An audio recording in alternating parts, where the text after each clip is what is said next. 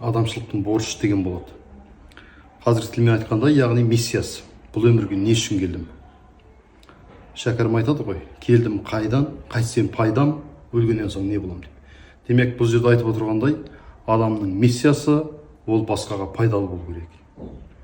Бұны адамшылықтың борышы деп айтсақ, тағы да Шәкәрім айтады, адамдық борышың халқыңа еңбек қыл, ақ жолдан айныма, ар сақта оны біл. Сондай-ақ бұны енді Абайдан басқа ғұлама жоқ дейміз ғой. Абай айтады, мазмұнға жаның ашып, ішің күйсін, қарекет қыл, пайдасы көпке тисін.